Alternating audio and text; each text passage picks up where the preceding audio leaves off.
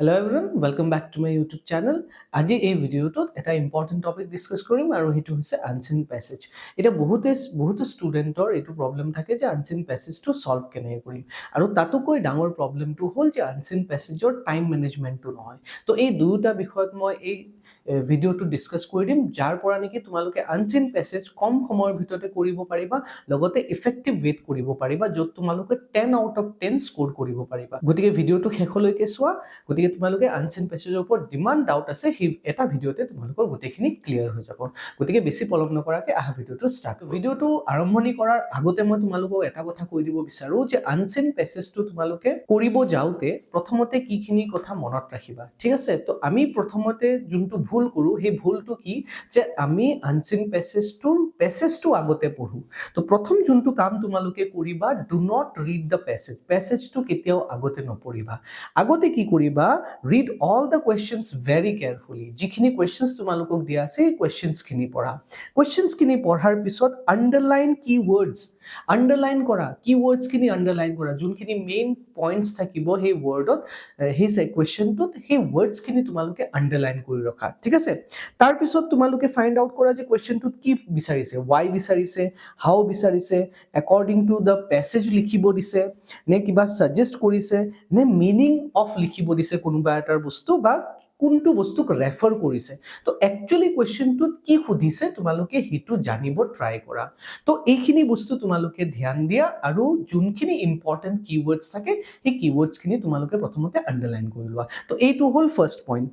Second তোমালোকে কি কৰিবা ৰিডিং দ্য প্যাসেজ। এতিয়া প্যাসেজটো কেনেকে ৰিড কৰিবা? তো ৰিড কৰোতে লাইন বাই লাইন ওয়াৰ্ড বাই ওয়াৰ্ড ৰিড কৰিব নালাগে বিকজ যদি তুমি এটা প্যাসেজ ৰিড কৰিব যোৱা ইয়াতে মই এটা এনসাৰ কোয়েশ্চনো সলভ কৰি তোমালোকক দেখাম যে লাইন বাই লাইন যদি পঢ়িব যোৱা প্যাসেজ ইজ টু লং আৰু এই গোটেই ইমান ডাঙৰ প্যাসেজটো পঢ়ি লৈ তুমি বুজোতে বহুত টাইম যাব। গতিকে কি কৰিবা scan the passage. Scan the passage means কি তুমি প্যাসেজটো ওপৰে ওপৰে চাই যোৱা। এই যে ওয়াৰ্ডস খিনি যে আমি আন্ডাৰলাইন কৰি থলো অলপ আগতে সেই ওয়াৰ্ডস কেটা তুমি লোকেট কৰিব বিচাৰা তোমাৰ প্যাসেজটোত সেইকেটা ওয়াৰ্ড ফাইন্ড আউট কৰিব বিচাৰা। ঠিক আছে? তো ফাৰ্স্ট প্যাৰাগ্ৰাফত কি থাকিব usually gives the main idea. তুমি প্ৰথম প্যাৰাগ্ৰাফত তুমি কি পাবা গোটেই প্যাসেজটোৰ মেইন আইডিয়াটো তাৰ মানে প্যাসেজটো কিহৰ ওপৰত হেতু পাই যাবা। মিডল প্যাৰাগ্ৰাফত কি থাকিব ৰিজনস থাকিব, এক্সাম্পলস থাকিব বা এক্সপ্লেনেশনস থাকিব। জেনাৰেলি প্যাসেজ বিলাক তেনেকে থাকে। ঠিক আছে? আৰু লাস্ট প্যাৰাগ্ৰাফত কি থাকিব কনক্লুজন, অপিনিয়ন, ওয়াৰ্নিং অৰ সাজেশনস। এই কেটাৰ পৰা যিকোনো এটা থাকিব যে যোনটো টপিক দিয়া আছে সেই টপিকটোৰ কনক্লুজন থাকিব। তাতে যদি অথৰে কিবা অপিনিয়ন দিব বিচাৰিছে হেতু থাকিব। তাতে যদি অথৰে ওয়াৰ্ন কৰিব বিচাৰিছে হেতু থাকিব বা অথৰে দিয়া সাজেশনস খিনি থাকিব, ৰাইটাৰে দিয়া সাজেশনস খিনি থাকিব।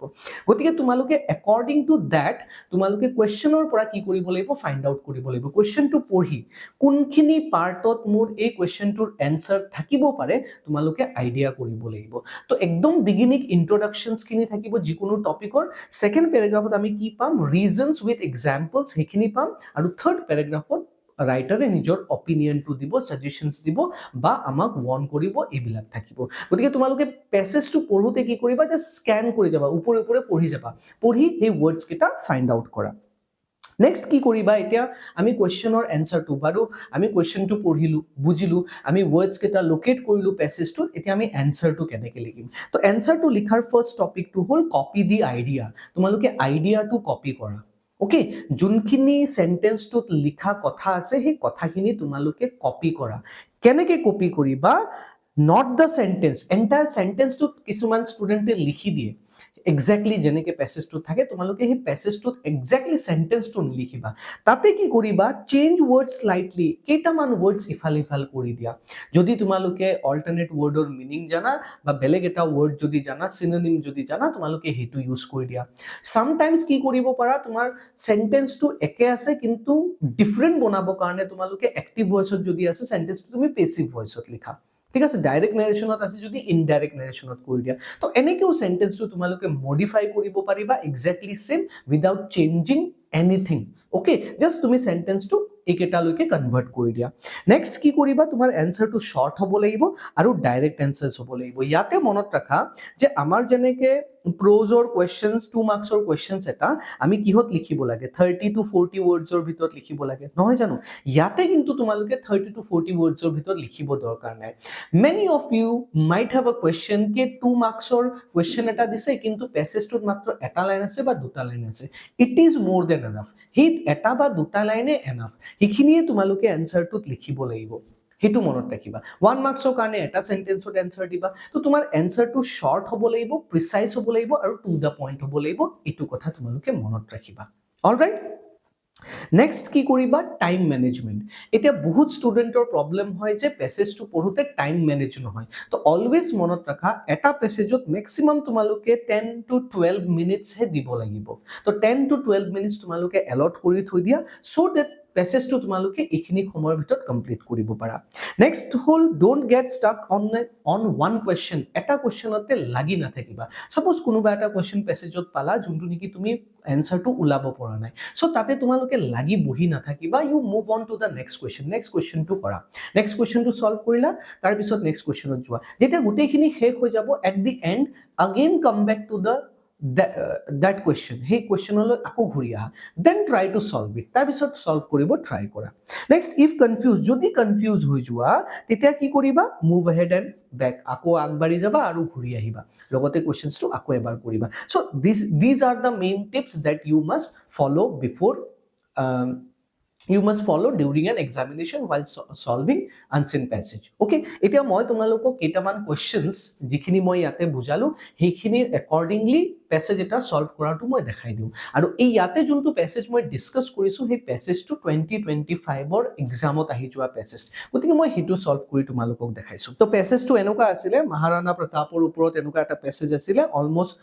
পাঁচটা প্যাৰাগ্ৰাফৰ it was quite a bit long passage পাঁচটা প্যাৰাগ্ৰাফৰ প্যাসেজ এটা দিছিলে তোমাক আৰু এই কেটা হল কোৱেশ্চনস ঠিক আছে এতিয়া আমি জেনেকে মই তোমালোকক শিকালো তেনেকে আমি এই কোৱেশ্চনস কেটা পঢ়িম আৰু কোৱেশ্চনস কেটা আগতে পঢ়িম কিৱৰ্ডস কেটা আন্ডাৰলাইন কৰিম ওকে তো question number A who is the ইয়াতে হু বিচাৰিছে okay who is the earliest king of Mewar mentioned in the passage তো আমি ফাইন্ড আউট কৰিব লাগে earliest King of Mewar. So, एक एटा word हमें locate करिबो लागे only नाम लिखिबो लागे 1 marks on.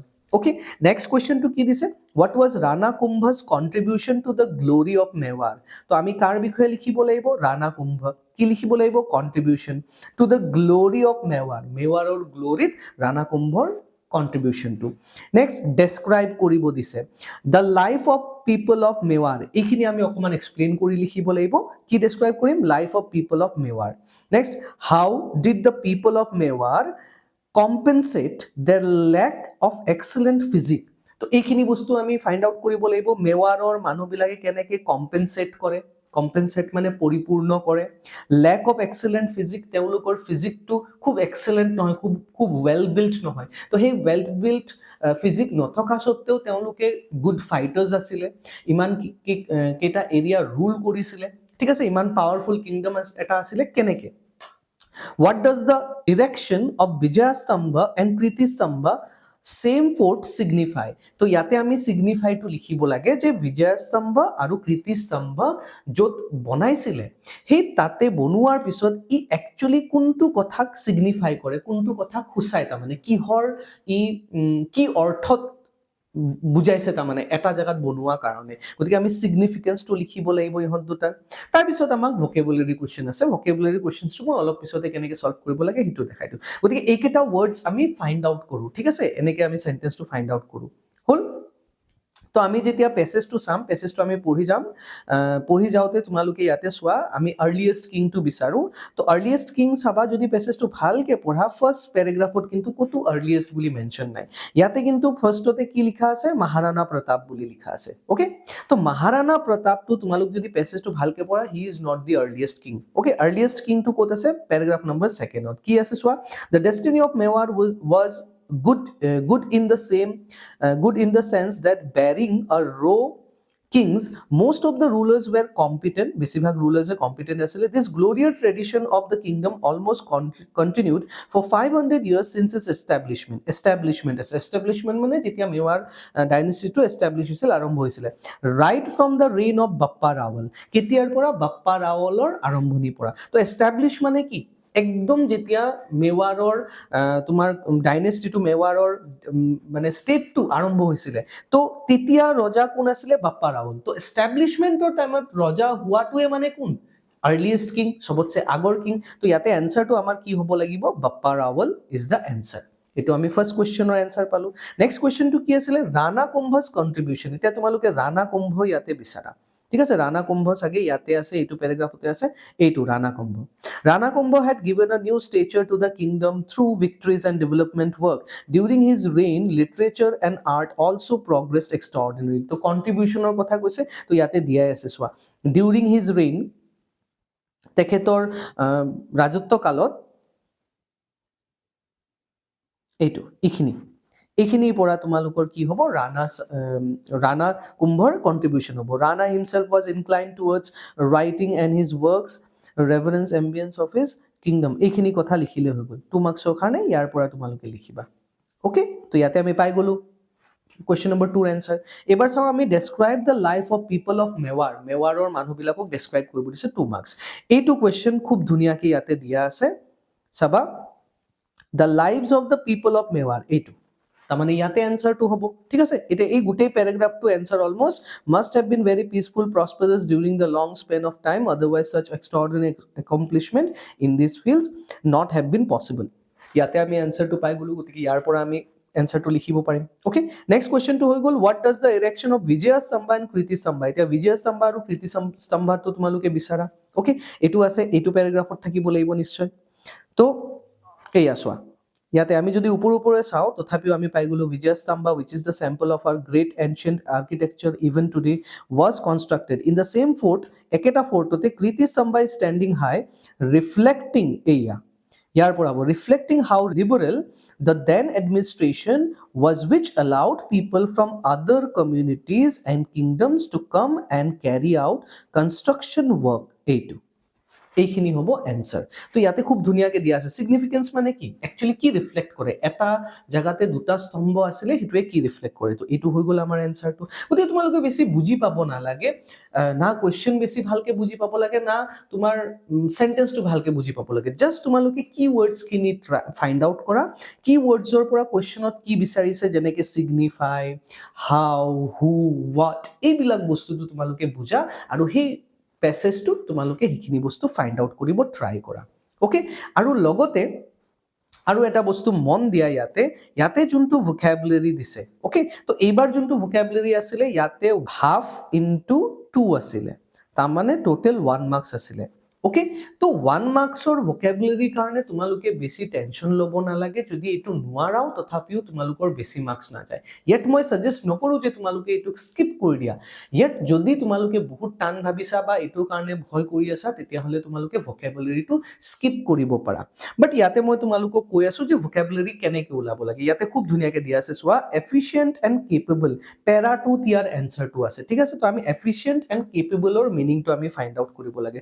এটা পেৰা 2ত এফিচিয়েণ্ট আৰু কেপেবলৰ মিনিংটো হ'ব এইটো, competent, were competent and patriotic. Competent মানে তোমাৰ কেপেবল, স্কিল্ড বা যোগ্য। ওকে, নেক্সট ৱৰ্ডটো চাওঁ আমি, এভিডেন্স। এভিডেন্সটো ক'ত পাম আমি? পেৰা 4। পেৰা 4ত এভিডেন্সটো আমি ক'ত পাম?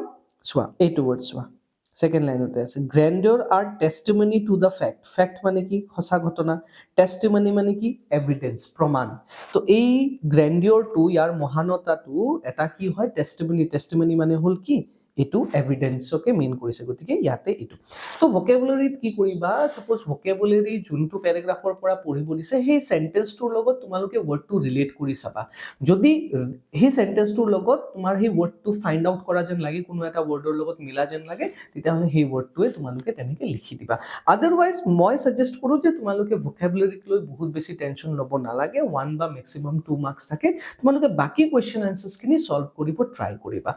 লাষ্টলি আৰু এটা কথা তোমালোকক মই কৈ দিব খুজিছোঁ যে আনচিন পেছেজটো কেতিয়া তোমালোকে কৰিবা। এটা কথা মই অলৰেডি কৈছোঁ যে 10 to 12 মিনিটছৰ ভিতৰত কৰিব লাগিব। নেক্সট, আনচিন পেছেজটো কেতিয়াও এক্সামৰ ষ্টাৰ্টত ছল্ভ নকৰিবা, বিকজ তোমালোকে যদি আৰম্ভণিত কৰা, বহুত টাইম গুচি যাব আৰু গমো নাপাবা। এইটো সদায় at the end of the question paper solve কৰিবা বিকজ কুৱেশ্যন পেপাৰত তোমালোকৰ বাকি কেইটা সেকশনৰ কুৱেশ্যন অলমোস্ট তোমালোকে প্ৰেক্টিচ কৰি যাবা বা কুৱেশ্যনছখিনি তোমালোকে জানা পঢ়ি গৈছা কিন্তু একেবাৰে তোমালোকে নাজানা হেতু হল আনসিন প্যাসেজটো তোমালোকে গমে নোপোৱা প্যাসেজটো কি কৰ পৰা আহিছে কেনেকুৱা টাইপৰ কুৱেশ্যনছ হ'ব পাৰে সেই কাৰণে এই বস্তুটো তোমালোকে সবতছে হেখত তোমালোকে লিখিবা প্ৰথমতে কেতিয়াও এটেম্প্ট নকৰিবা ওকে তো এখিনি সাজেশনস মোৰ তোমালোকৰ কাৰণে থাকিল আৰু আই হোপ তোমালোকে এইখিনি ভিডিঅ'ত এই কেনেকৈ সলভ কৰিব লাগে হেতু তোমালোকে বুজি পাই গৈছা তো এনেকৈ তোমালোকে কি কৰিবা অকমান ধ্যান দিবা সলভ কৰিব কাৰণে এটো তোমালোকে যিমানে প্ৰেক্টিস নকৰা কিয় আনসিন প্যাসেজটো কেতিয়াও কমন নাহে গতিকে জাস্ট যিকেটা পইণ্ট মই ইয়াতে কৈছো সেই পইণ্টখিনি মনত ৰাখি তোমালোকে এক্সাম হলত বহিবা বা সলভ কৰিব ট্ৰাই কৰিবা এণ্ড আই এম 100% শিওৰ যে তোমালোকে যদি এনেকৈ ফলো কৰা তোমালোকে যিকোনো কুৱেশ্যনৰ এনসাৰ সলভ কৰিব পাৰিবা আৰু এটা কথা মই কৈ দিওঁ যে কেতিয়াবা কুৱেশ্যনটোৰ এনসাৰটো হেতু সেম লাইনত নাথাকিবও পাৰে তাৰ আগৰ লাইনটো বা তাৰ পিছৰ লাইনত থাকে গতিকে তোমালোকে অকমান আগৰ লাইনটো আৰু পিছৰ লাইনটো কেয়াৰফুলি পঢ়ি চাবা যে হেই মানে যত তুমি ওয়াৰ্ডসটো পাইছা কি ওয়াৰ্ডসটো যত পাইছা তাৰ আগৰ লাইনটো পঢ়িবা পিছৰ লাইনটো পঢ়িবা ভালকে পঢ়ি অকমান বুজিব ট্ৰাই কৰিবা তাৰ পিছতহে এনসাৰটো লিখিবা কেতিয়াবা ডাইৰেক্ট এনসাৰটো সেম লাইনত কিওয়াৰ্ড থকা সেম লাইনতে নাথাকে তাৰ আগত বা পিছত থাকে তো এইখিনি কথা তোমালোকে মনত ৰাখিবা আই হোপ তোমালোকে খুব ধুনীয়াকে বুজি পাইছা আৰু এতিয়া আনসিন প্যাসেজ তোমালোকে সলভ কৰিব পাৰিবা গতিকে এইটো ভিডিঅ'ত এনেকুৱাই আৰু মই অলৰেডি প্ৰিপজিশন টেন্স ট্ৰান্সফৰমেশন অফ সেন্টেন্সৰ ওপৰত ভিডিঅ' বনাই থৈছো তোমালোকে যাৰ ডাউট হৈ আছে এই ভিডিঅ' কেইটা চাব পাৰিবা আৰু এক্সামৰ আগৰলৈকে মই তোমালোকৰ কাৰণে এনেকুৱা ইনফৰ্মেটিভ ভিডিঅ' লাষ্ট মোমেন্ট প্ৰিপাৰেচনৰ কাৰণে ভিডিঅ'স কিছুমান লৈ আহি থাকিম গতিকে তোমালোকে মোৰ চেনেলটো চাইয়ে থাকা so thank you very much for watching my video'